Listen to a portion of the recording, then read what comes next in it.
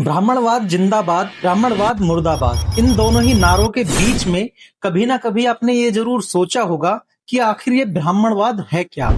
या ब्राह्मण और ब्राह्मणवाद दोनों एक ही चीज हैं? या फिर ब्राह्मण और ब्राह्मणवाद दोनों अलग हैं? या फिर जब भी कोई व्यक्ति ब्राह्मणवाद मुर्दाबाद के नारे लगाता है तो क्या वह व्यक्ति ब्राह्मण समाज के खिलाफ नारे लगा रहा है? मेरे ख्याल से आज की इस वीडियो के बाद में आपका ये सारा डाउट क्लियर हो जाएगा कि ब्राह्मण और ब्राह्मणवाद क्या है। और जब कोई व्यक्ति ब्राह्मणवाद का विरोध कर रहा होता है तो क्या वो सच में ब्राह्मण समाज का विरोध कर रहा होता है? तो शुरू करते हैं। नमस्कार, मैं हूं सचिन।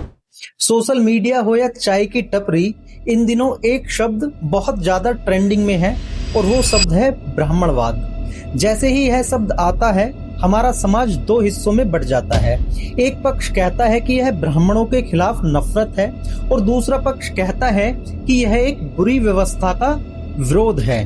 क्या किसी विचारधारा का विरोध करना किसी इंसान या समुदाय का विरोध करना है? चलिए आज की इस वीडियो में परतों को खोलते हैं और इस विरोधाभास को हमेशा के लिए खत्म करते हैं। सबसे पहले समझते हैं कि ब्राह्मण कौन है।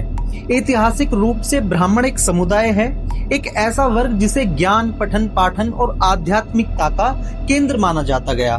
आज के समय में ब्राह्मण एक समाज है जिसमें आपके दोस्त, पड़ोसी, सहकर्मी हो सकते हैं। एक जीता जागता इंसान जिसके अपने सुख हैं, अपने दुख, अपनी मेहनत है। लेकिन ब्राह्मणवाद वह इंसान नहीं है। अब ब्राह्मणवाद क्या है?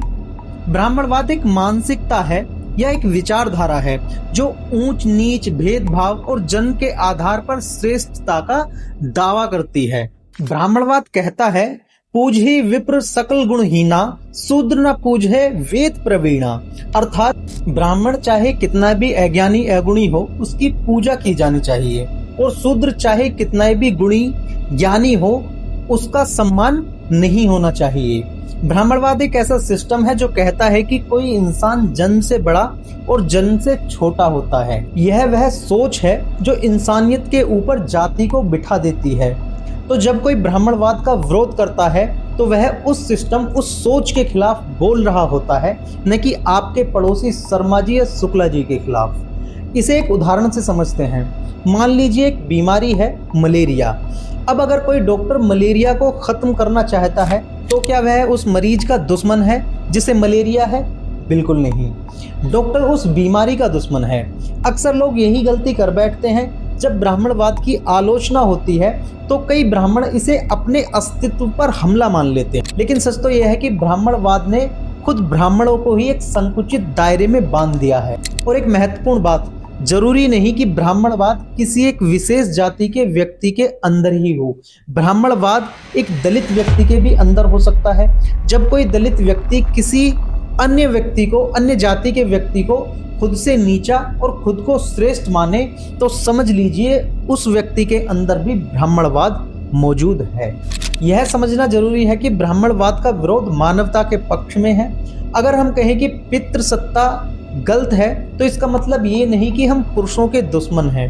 हम उस सोच के दुश्मन हैं जो महिलाओं को कमजोर समझती है। ठीक वैसे ही ब्राह्मणवाद का विरोध किसी जाति विशेष से नफरत नहीं बल्कि समानता की मांग है। अब सवाल आता है कि इसका विरोध क्यों जरूरी है? क्योंकि ब्राह्मणवाद सिर्फ एक शब्द नहीं, एक दीवार है।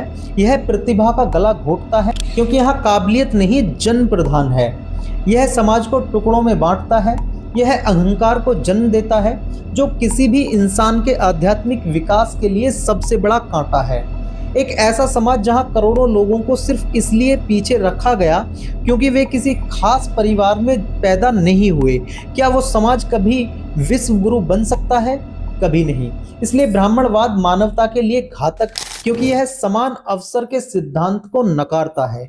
ब्राह्मणवाद को खत्म करने का मतलब है एक ऐसे भारत का निर्माण जहां इंसान की पहचान उसके कर्म और उसके चरित्र से हो, न कि उसके सरनेम से।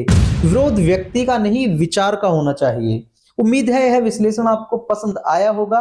क्या आप भी मानते हैं कि विचारधारा और व्यक्ति दो अलग चीजें हैं? कमेंट में अपनी राय जरूर साझा करें।